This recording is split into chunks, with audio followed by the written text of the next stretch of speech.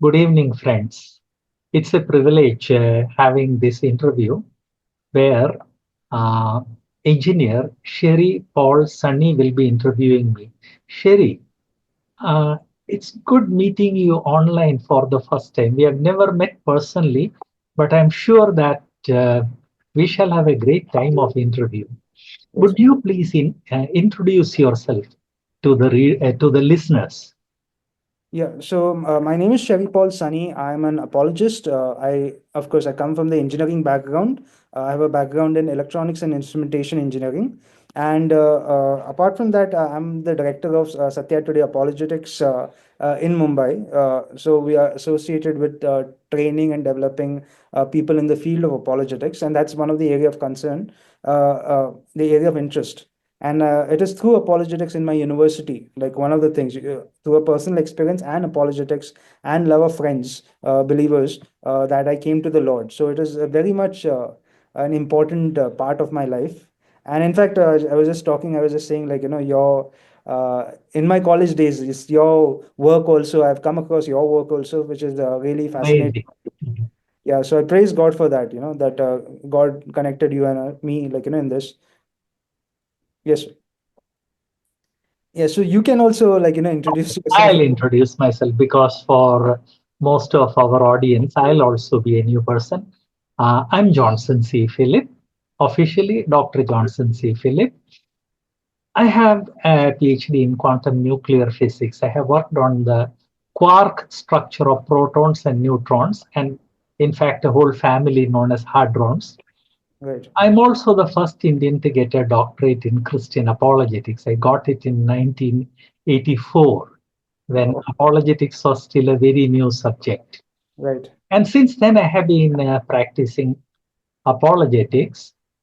It's only very recently that I came to the YouTube with apologetics, less than 3 months ago. And it will be a privilege to have an engineer interview me. Right. Uh, So I quickly want to, if it's okay, we can quickly go to the questions. I think so. Today we can look at the questions on the existence of God. Sure. So my first question over here is, like, does God exist? Like, people say, like, it's all religion is man-made kind of a stuff. It's all, like, to control other people. So there's nothing such as God. But what is your opinion on this? What is your answers to this? Yeah, what you said is right. There is a lot of noise that religion is man made, and there is much truth to it. We shall be very honest. We shall not be biased in our presentation. Let Right. me be honest. Lot of religion is man made, but then God is not religion. So we will keep religion away and Right. we will talk only about God. Right. Uh, is there a God? And does God live? If there is a God, He lives. So Mm. I'll handle only the question: Is there a God? And my answer is yes. Right. To the best of the possible evidence, there is a God. Right. Okay, that is an answer, but in that sense, like, if I go press onto it, like, we cannot uh, check whether, God is. I mean, do any testing, like experiments in science, to Yes, know that God exists. yes. So, like, how would you know, like, God exists? What are Uh, the good? That's the main question that we ought to handle. Because if God exists, He is a living God. But how can we be sure that God exists? What is the proof or what is the evidence? Right. And since we all have everybody is studying science, everybody wants to know whether God exists and whether there is an evidence. I also have some people, I heard people claiming that science has disproved God. I'm sure you have come across that argument a lot. So, is there an evidence for God? Has science disproved God? Um, we need to begin with what exactly is proof? What exactly is evidence? When we talk about scientific proof, we are talking about proof related to material, matter, and energy. Right. And science proves Everything with the help of experiments. Absolutely everything with the help of experiments. Right. Uh, Even to disprove something, Right. science uses experiments. Let me mention a couple of experiments. Okay. Uh, in physics, in 1700s and 1800s, they claimed that light passes through a medium known as ether. Now, the question, does ether exist? This experiment was, or this question was solved with the help of what is known as the Michelson-Morley experiment. I won't go into details. This is a schematic diagram of the Michelson-Morley experiment. Here is another schematic diagram of Michelson-Morley experiment. Um, with the help of this experiment, they finally came to conclusion that ether does not exist. So Okay. when science says that something doesn't exist, science definitely bases it upon proofs. Right. So when somebody claims that God doesn't exist, he needs to give the proofs using which he can show that God doesn't exist. Right. In the same way, if somebody claims that um, something is true, for Right. example, there is this claim that if steel balls of different weights, 1 kilo, 10 kilo, 100 kilo, 500 kilo, are dropped from the same height, they will all have same velocity. Our intuition tells that the heavier ball will have it faster or it would have greater acceleration. It's not like that. Now that was proverbially that was proved by Galileo Galilei when he dropped steel balls of various weights from the Leaning Tower of Pisa. So this way, science proves or disproves everything with the help of experiments. Right. To the best of my knowledge, and let me tell you, I'm a very, very dedicated student of this of sciences.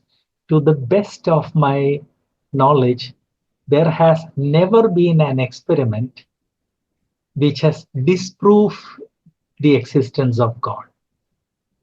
There has also never been an experiment which has proved the existence of God because God is not matter. God Right. is not light, on which they did experiment in Michelson-Morley experiment. God is not matter. The Galileo's proverbial, the Leaning Tower of Pisa experiment. Right. There is another kind of proof that I would like to bring to your attention, and that is the mathematical proof. In maths, particularly in algebra Right. and also in geometry, they have proofs. This picture represents the famous Pythagoras theorem. Uh, Right. um, it was actually a movie, but I found it difficult to depict it. I'll show it as a movie here. So I've taken a screenshot. The Pythagoras theorem made it clear that the square of the hypotenuse is equal to total of the square of the two sides of a right angle triangle. Right. So we have physical experiments or physical proofs, we have mathematical proofs, but God is neither physics, God is not matter, and God is not mathematics. So there is no disproof or proof in physics or mathematics against God. Right. That is what I have to say about proof of the existence of God. Right. So, following that question, then, like, how do you prove that God exists? Because when you ask for proof of God, Yes, and like some assume that the scientific method would be the only method, yes, but there's outside the scientific method, there are other ways or there are other things that is called as proofs. yes, Uh, and so, could you, like, elaborate on that? yes, definitely. God is not matter. and God is not energy, and therefore experiments using physics, chemistry, sciences cannot be used to prove or disprove God, and God is not a mathematical number, so they cannot be used. Uh, but naturally, the rational man would like to know whether there is a rational reason, rational cause. Is Right. there a reason to believe in God? And the answer is yes. For that, we come to what is known as the logical, legal, or evidential proof. Right. Um, when a case goes to a court, they do use physics, they use chemistry, they use everything, but ultimately everything is decided on the basis of evidence. Right. In the same way, there are evidences which we can use to argue that this evidence, in all likelihood, points to the existence of God. Right. Some 25 to 35 evidences have been proposed, but the all-time favorite, and my favorite, is what is known as the design argument. Officially, it is known as the teleological argument.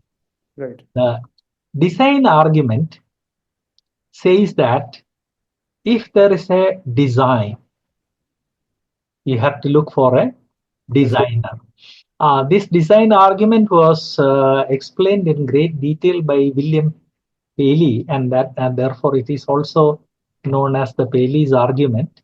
But it has been refined very much in the 20th and 21st century, and there is a massive movement in the West known as the intelligent design movement Right. that makes that has made it very clear that there is such complex design in this universe that you have to look for a designer.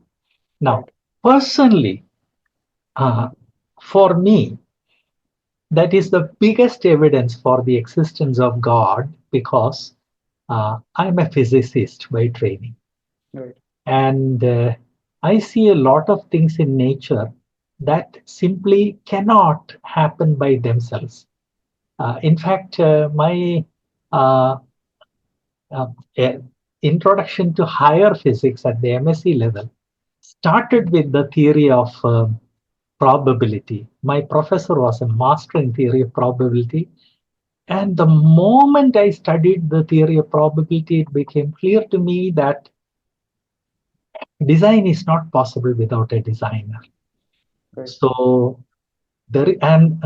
we see a lot of intricate design in this universe, whether Right. it is the cosmos Right. and whether it is a biological life.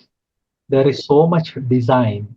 So the best evidence, it is not a proof the way we have in physics or in chemistry or in mathematics.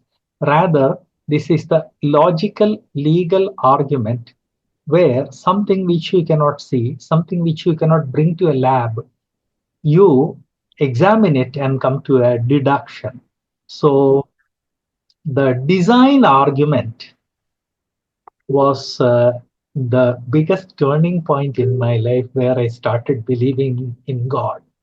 So, sir, over here, like you mentioned that you came to understand about God better by the design argument. But before that, were you not a believer?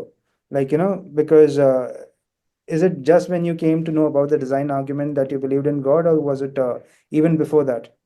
And that's a very interesting question.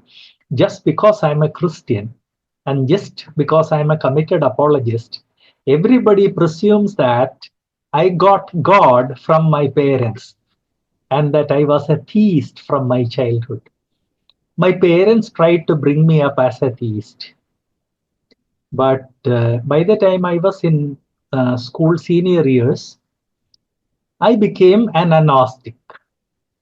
And eventually, I became harder than just a plain agnostic.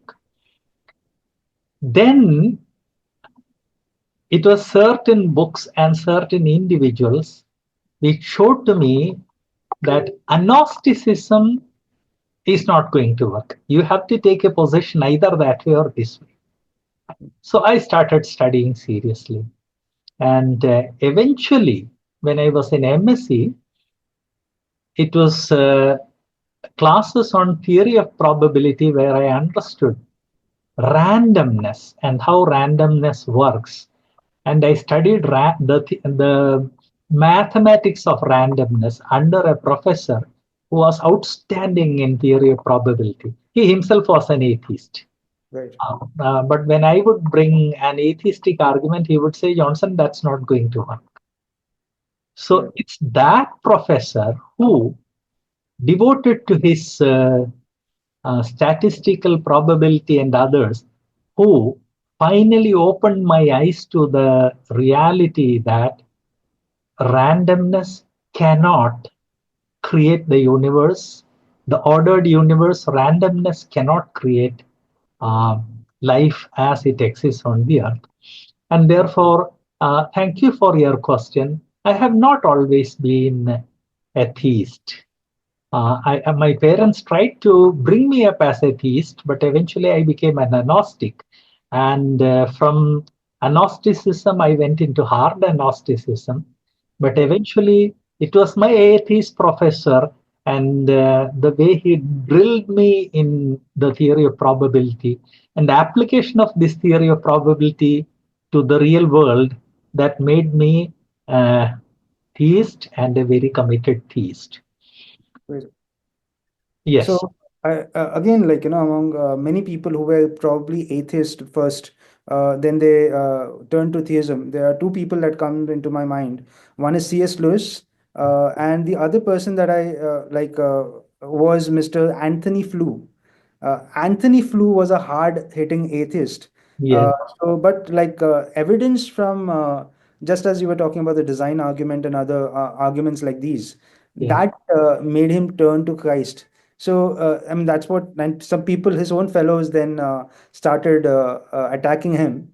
But, could you elaborate if you know anything about I this? don't know anything about flu, Right, but C.S. Lewis is my favorite.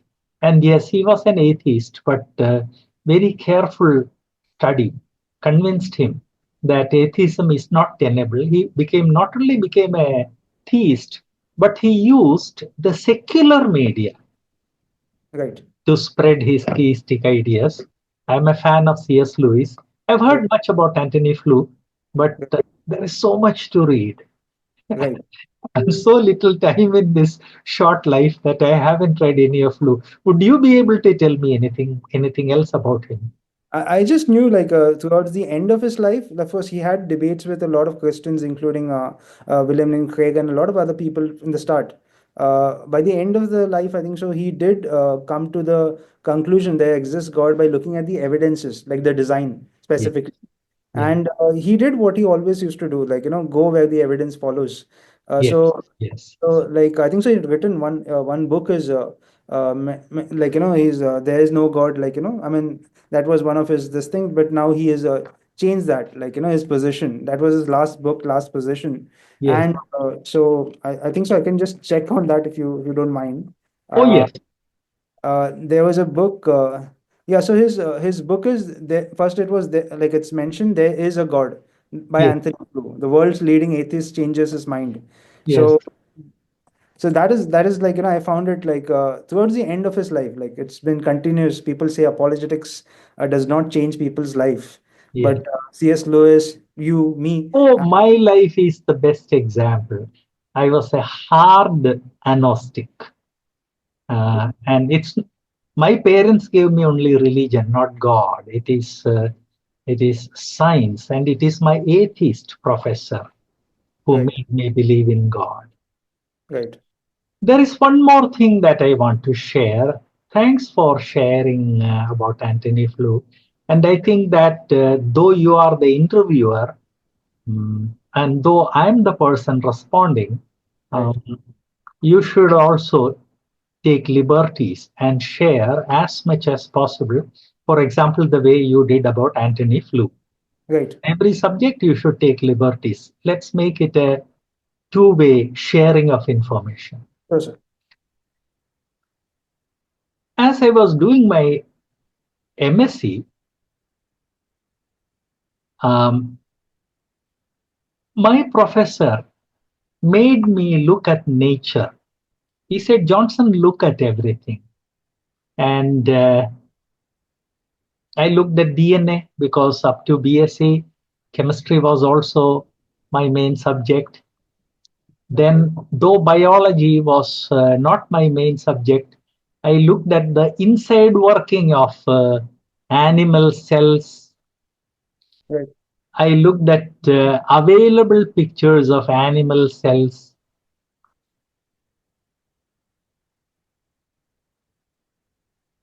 And three-dimensional rendering was coming into vogue at that time when I was doing MSc. And I looked at plant cells, and it became clear to me that life is far, far, far more complex than just a few chemicals. Right. It's much more complex than a very complex automated factory. Even modern factories which manufacture cars, automated factories, they are nothing compared to human cells or animal cells or plant cells. Right. So once again, it became clear to me that all this design in the universe needs a designer. And if there is a designer, or since there is a designer, he has to be all knowing and all powerful. See, mankind has been studying the universe for thousands upon thousands of years, but still he doesn't know anything. So the person who designed all this, he needs to be all knowing, all powerful. So that is to me, that is the best evidence for the existence of God. And it is that argument, known as teleological argument, which convinced me that God exists. Right. Teleological argument has been refined further by intelligent design movement. Right. That's a subject which we need to look at some other time. Right. So, like today, you can look at a lot of evidences like in design through the microscope and instruments where you can know certain Yes, things about science which we could not know like many years back. yes, So it further gives you an idea yes, uh, internally when you look at design and even externally. So yes. I've heard this argument like it's been popularized now even in televisions that like if the Earth was a little close to the sun, it would burn, and if it is away from the sun, how Yes. much scientific truth is there in that statement? Oh, there is very, very high level of truth. In fact, um, this argument was known even when I was in school, when computers were in infancy. But now that computer simulations are available, countless people have tried to see what would be the situation if the Earth were 10% closer, 10% farther. And all these simulations have been done not by one person, but by thousands of people, not using one software, but using hundreds of types of software. And all of them make it very clear that the Earth is fine tuned to have life on it. And I find that fine tuning argument another very strong evidence Right. in favor of the design argument. It's a part of the design argument. Right. And in this, also to add, like when you talk about the gases Yes, in our atmosphere, yes, like if that proportion wasn't there, yes. would it be possible for life to to form No, or to exist? yeah. Life would, in fact, you look anywhere in this universe or on the earth, things had to be fine tuned for life to exist. You're right. There is one more evidence that I would like to present. But before that, let me mention one thing. I have been using two words without defining them. One is proof, the other is evidence. When Right. we perform an experiment, that is proof. Right. When we derive something mathematically, algebraically, that is proof. Right. But when we use logic, Right. that's evidence. Right. Courts use a lot of proofs, um, but ultimately they decide on the basis of evidence. That proof contributes to evidence. Right. So, for me, the biggest evidence for the existence of God was the design argument. And the design argument was planted in my mind by Dr. K.G. Bansigar, late Dr. K.G. Bansigar from Hyderabad, who was an atheist, but he was a rigorous scientist. Right. He made me what I am in physics. That's what. So that's the first evidence on the basis of which I believe in God and on which everybody ought to be believing. The second evidence can be called relational evidence or relational argument. Right. In our life, we come to know and accept a lot of things on the basis of mutual relations. For example, I have never met you, Right. but I know that what I'm seeing is not a simulation. What I'm seeing is the real Sherry Paul Sunny. Right. How? Last 2 days or 3 days we have been chatting. Then Right. before the beginning of this interview, we interacted with each other. Right. All that interaction created a relation with you. And on the basis of that relation, I know you're not an automation, you are a real person Right. based in Mumbai. I also know about your background. Right. In human life, almost all the majority of information that we gain is relationally. A teacher stands up in class and tells about uh, Asia, Europe, America. The Right. most of the children never get a chance to see the whole of Asia. They never get a chance to visit Europe. They never get a chance to visit USA. Right. But they believe. Why? Because they know the teacher speaks the truth. So Right. because of their relation with the teacher, they accept what the teacher says as truth. Right. In the same way, when somebody asks, "Do you love me?" See, I'm a father of two. So my son, my daughter, my wife, Right. if they ask, "Do you love me?"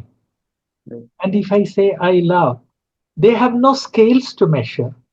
There is Right. no physics involved, Right. no physical balance or chemical balance involved. Right. They assess my statement on the basis of the relation that Right. I have. Right. In the same way, when a person enters into a personal relation with God, Right. he or she can experience Right. God and God's dealings.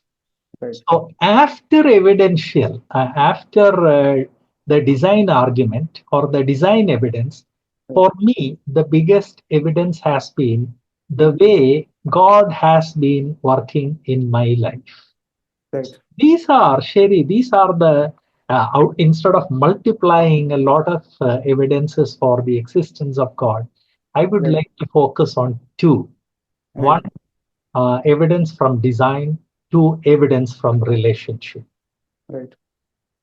So, since you also mentioned that C.S. Lewis was your favorite, like, I think so. I had read Mere Christianity, the first book Ye- of C.S. Lewis, and I think so. The first chapters itself, he was trying to speak about the moral law. Uh, Yes, that I think so. He had mentioned something like you can know about God yes, by looking at certain things outside, but yes, about his nature, you can know by looking within. That each person has a moral law, like something as like how do you know certain things are right and wrong within yourself? So, yes. would you like to elaborate a little bit on like what he was trying to say on that moral law? Yes, it is surprising that humans are such a wide variety of people, wide variety of religions, languages, cultures, values. Uh, but if you look at their constitution or the legal system, almost every civilized country now has a written legal system. And what we find is that their core is the same. How does that happen? That means um, a Christian, his values are different from that of a Muslim. Right. But the legal system, Hmm. the core of the legal system of the Muslims and Christians, Right. the core of the legal system of Christians or Right. so-called Christian nations and a secular nation like India or a Hindu nation like India, the core is the same. Right. Why? Um, Obvious. And if we go to tribals Hmm. who have no written legal system, Right. there also we find that they highly esteem truth, they highly esteem honesty, Right. and so when we look at the core of what mankind finds as true, desirable, honorable, virtuous, it becomes very clear that there is a moral code written in their hearts. Right. Yeah. And that is the this argument from moral values or argument from uh, the argument that you mentioned. Right. So uh, something that has also has to do with, if I can elaborate, there are Yes, some people who would say, like, there's no such thing as truth. And so, like, if that is not there, then even the question of, like, the existence of God wouldn't make sense. So what is your, like, response? Because again, it validates, like, I mean, even though we are having a question on the existence of God, if yes, somebody is denying truth itself, yes, but we cannot know God at all, that is yes, where, yes. what would Uh, you? it's a very interesting question. Actually, those people who deny the existence of truth, uh, they are arguing from what is known as moral relativism. And Right. someday we should have a detailed discussion on moral relativism because it looks like a simple statement. There is nothing like absolute truth, Right. and there is nothing like absolute good. Right. Do what you do what looks good to you. I'll do what looks good to me. That's moral relativism. We will discuss that on some other occasion. Just Fine. want to tell you that this is a very, very recent philosophy, and uh, basically, these philosophies were created by a few individuals who have been able to brainwash a few more. For example, one is Marquis de Sade, who was the father of sadism. Oh, Okay.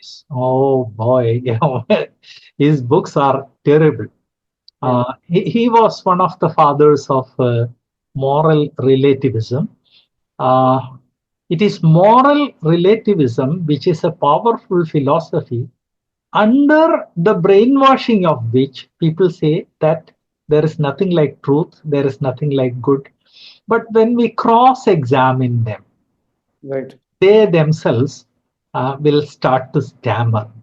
Right. For example, if somebody says uh, there is nothing like, say, truth. Right. So if we ask him, okay, there is nothing like truth. You had $1 million in your bank or a 1 million rupee in your bank, Right. and one day you find that everything has vanished. Right. Would you go to the police or not? Right. And you go to the police, the bank manager says, sir, this guy only said there is nothing like truth, nothing like absolute truth, and he is arguing that he had 1 million. No, that is not an absolute, that is not real at all, that is not true at all. In this way, when we cross examine them on practical issues, they start to falter. Exactly. So we will discuss moral. We should discuss. It was not on my agenda, Right. Right. Right. but I think we should definitely discuss moral Even relativism. even if you ask, like, if a person is saying there is no truth, is that statement true? uh, there is no truth, because there's an exception then in his own case, Yes, except for my statement, everything is, yeah, there's no truth. yes, So, yes, that is, like, fundamental, because again, as I said, like, for people who, like, there are some people, it's like, even if God exists, yes, so what? that is the another aspect of this question. However, this like today the design argument, the intelligent argument, the moral law also, as you mentioned, and the fine tuning argument also, like which comes under this.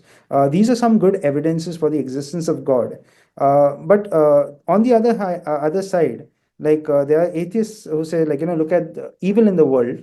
There's so much evil in the world. If there was a God, then evil would not have existed. So, what is your response to that? Again, that is a very interesting question, and we should handle it in one full interview. I Great, would great, ask him, my counter argument would be, on what basis do you claim that if there is God, there would be no evil? See, it's you who made the argument. You right, prove it. right, My question is, when the atheist comes with a question, why should the Christian assume that what the atheist said is true? Let him prove that in a universe where there is a God, which is designed by God, let him prove that evil will not exist. right, Yeah, can he prove it? Let him prove it. right, Uh, Now, you might have been surprised by why I became so aggressive. right, We Christians, let me um, uh, bring this interview to a conclusion. right. And let me conclude, or let me bring to a conclusion by saying that we Christians have been suckers. Hmm, Atheists have been very aggressive. hmm, Whenever they stand up and bring a question, right, uh, many of these questions are questions of double fallacy. right, He assumes something that is false, and on the basis of that, he asks a false question. And right, Christians are suckers. We simply assume what he has assumed. Why should we assume?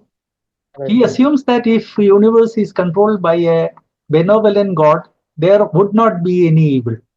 What is right, the basis for that argument? What is the evidence for that argument? We have to ask him. right, Uh, so what I said is, hmm, Christian apologists need to put back the ball into their courts. We right, have been taking the escapist route for very long. We need to be more aggressive and ask them to prove their point first right, before we speak out. right, I have done this. I've done this with everybody who comes to me arguing that science has disproved that there is no God. hmm, I say, hey, I would love to hear it. So many individuals came to me and right, I asked them, do you want to prove on the basis of religion or science? Oh, I am a science guy. I'll prove on the basis of science.